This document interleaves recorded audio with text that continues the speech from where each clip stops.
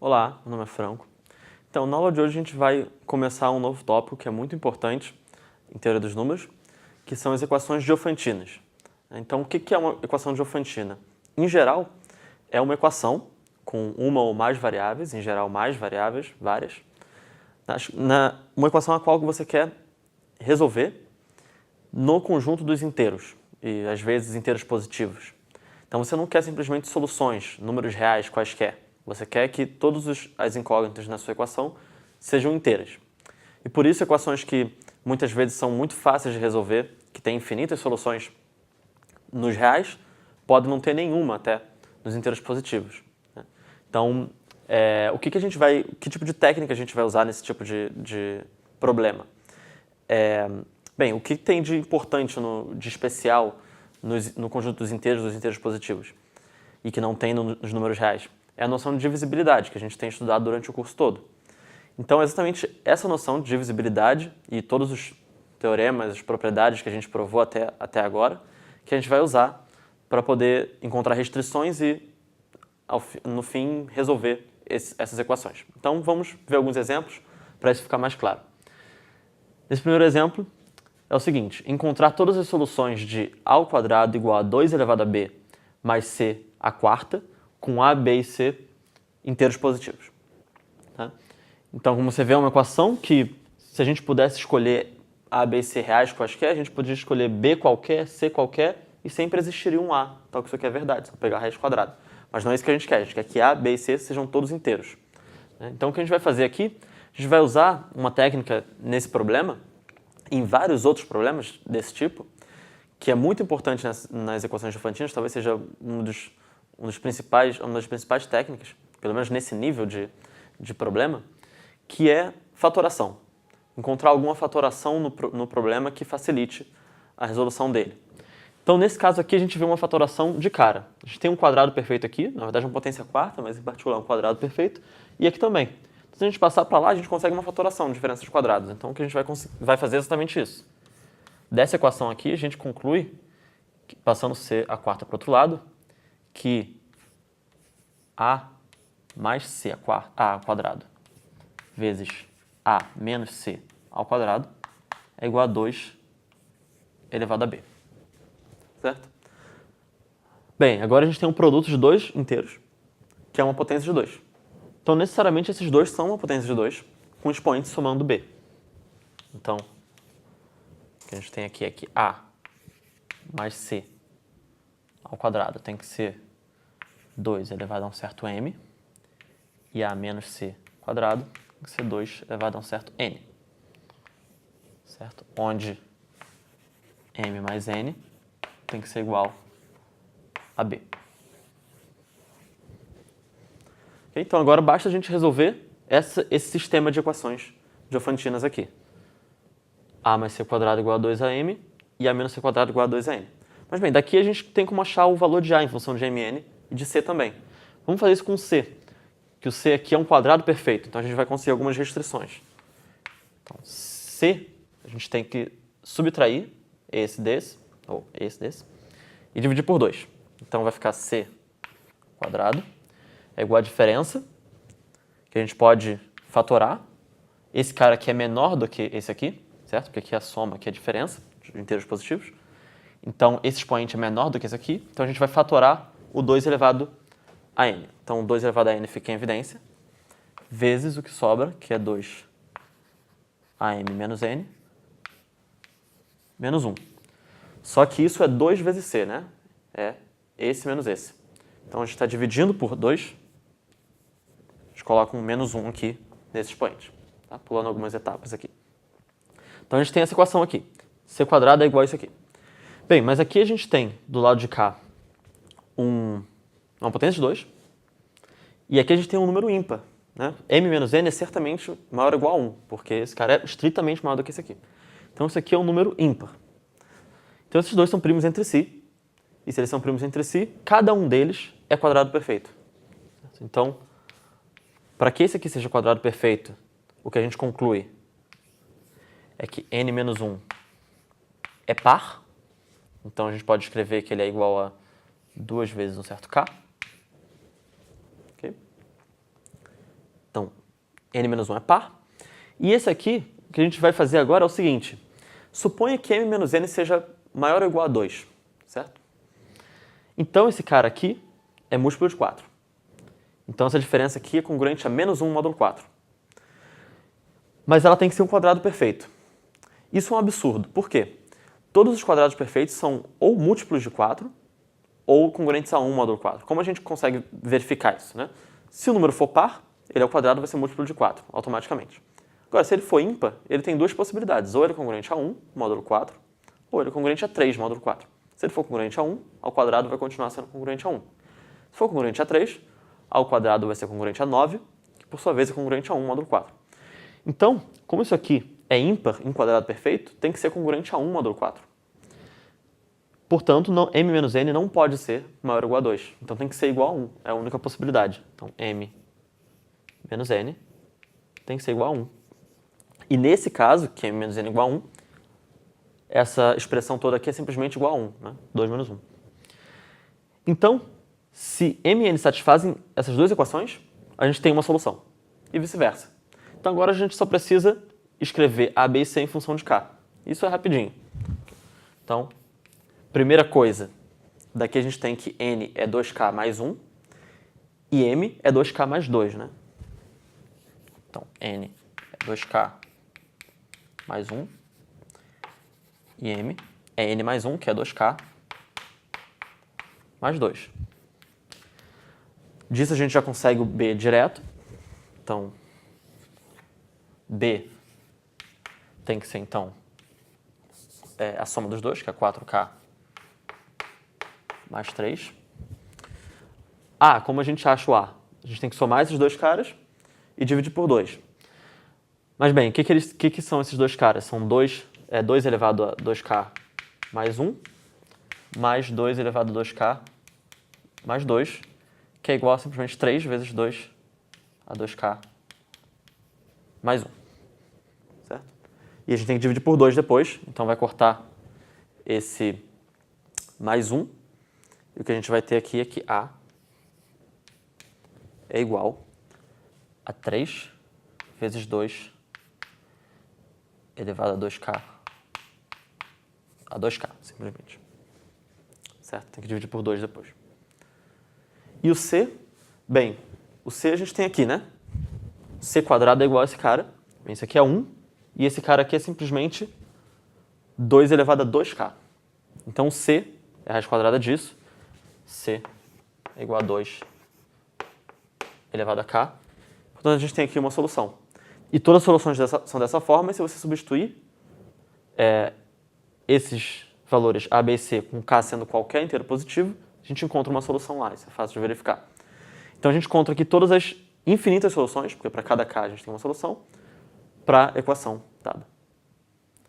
Então, o nosso próximo exemplo é o seguinte.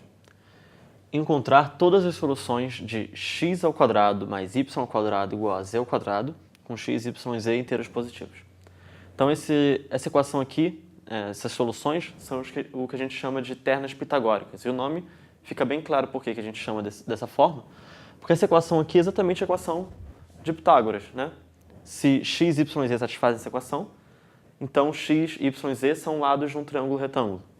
X, y catetos e z hipotenusa. Então, o que a gente está querendo resolver aqui é simplesmente achar todos os triângulos retângulos com lados inteiros. Então, para resolver esse problema, que na verdade é um problema de teoria dos números, não de geometria, a gente vai usar as técnicas que a gente viu no problema anterior, que são as técnicas de fatoração. Mas antes disso, a gente vê aqui que a gente pode tranquilamente passar um desses termos ao quadrado para o outro lado e fazer uma diferença de quadrados e trabalhar como no problema anterior. Mas antes de fazer isso, a gente observa o seguinte. Se todos esses números forem múltiplos de um mesmo número, esse número vai cortar ao quadrado em todos os dois lados. Então, o que a gente vai fazer? A gente vai reduzir esse problema para um problema onde x e y são primos entre si. E depois a gente resolve esse problema. Então, para ser mais claro, o que a gente vai fazer, a gente vai chamar de D o MDC de x, y. Então, x e y vão ser escritos como D vezes um certo x0, né? E yd vezes 1 certo y0, onde x0 e y0 são primos entre si.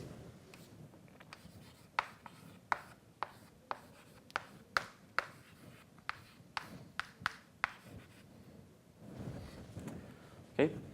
Bem, agora, se a gente substituir isso aqui na equação, a gente vê que z², aqui mesmo, z² é igual. Bem, a gente vai aparecer um d² aqui nos dois termos. A gente pode fatorar, vai ficar x² mais y0². E bem, agora d² divide z², isso implica que d divide z. Então z pode ser escrito como certo d vezes z0.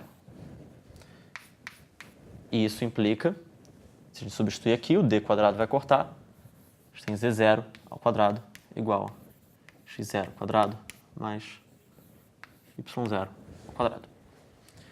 Então, o que a gente concluiu aqui é que se a gente chama d o MDC entre x e y, então esse d também divide o z. E os números que sobram quando você divide x, y e z por d também satisfazem a equação inicial.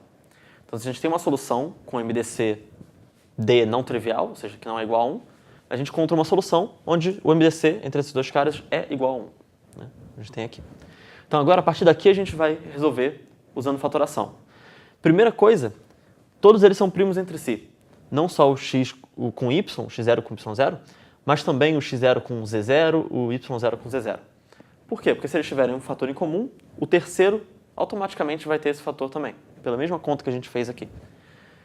Então, o que a gente conclui é que a gente não pode ter esses dois termos aqui, por exemplo, ambos pares, né? Porque senão eles não seriam primos entre si, em primeiro lugar. Mas também eles não podem ser ambos ímpares também. Por quê? Porque se eles forem ambos ímpares, a gente tem o seguinte: todo número ímpar ao quadrado é congruente a 1 módulo 4, como a gente viu no problema anterior. Então, essa soma seria congruente a 2 módulo 4. Mas esse aqui é um quadrado perfeito. Não existe quadrado perfeito congruente a 2 módulo 4. Então, necessariamente, um desses caras é par e um deles é ímpar. Vamos supor, sem perda de generalidade, quando eu colocar assim, significa que eu estou supondo sem perda de generalidade que, digamos, y0 seja par. A gente sabe que um deles é par, exatamente um, vamos supor que o y, por simetria. Então, x é ímpar, e agora o que a gente faz? A gente passa o x0 para o outro lado e fatora. y0² é igual a z0 mais x0 vezes z0 menos x0. Ok? Bem, agora, um detalhe. Tanto x quanto z são ímpares. Né? Porque y é par, mais um ímpar vai dar um ímpar. Então, esses dois caras aqui são pares. Certo? Então, eles não são primos entre si. Porém, se a gente dividir tudo por 2, na verdade por 4 dos dois lados, o que a gente tem é o seguinte, que y0 dividido por 2 ao quadrado é igual a z0 mais x0 dividido por 2 vezes z0 menos x0 dividido por 2. Bem, agora, essa equação aqui é muito boa, porque esses dois caras são primos entre si. A gente consegue provar que eles são primos entre si. Como a gente vê isso? Bem, a gente pode verificar isso rapidinho pelo algoritmo de Euclides, MDC desses dois caras, z0 mais x0 sobre 2, z0 menos x0 sobre 2, é igual. Bem, a gente pode pegar esse menos esse, por exemplo, né? Pegar a subtração. Então, vai ficar igual a MDC entre, digamos, repetimos o primeiro termo, z0 mais x0 sobre 2, e pegamos a diferença. A diferença entre esses dois caras é exatamente x0. Então, fica isso aqui. Agora, x0 é ímpar. A gente sabe que ele é ímpar. Então, se a gente multiplicar esse cara aqui por 2, não vai mudar nada o MDC.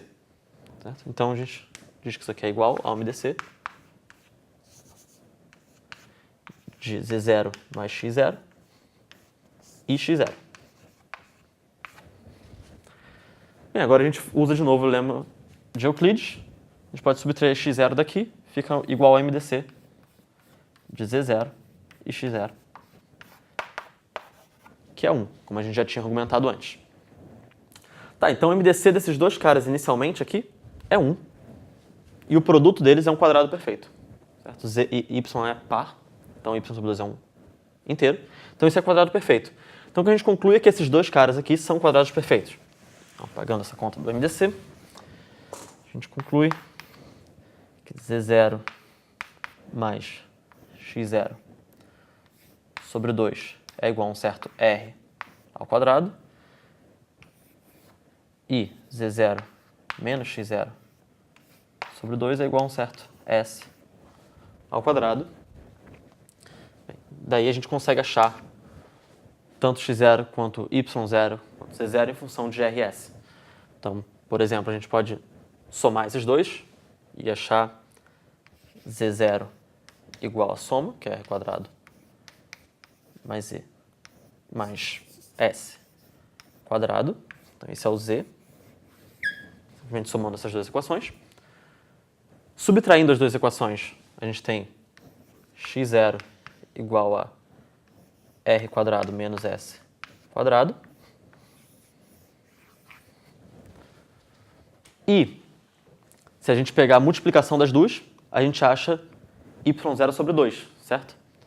Esse cara vezes esse, R vezes S, é igual a Y0 sobre 2. Então, Y0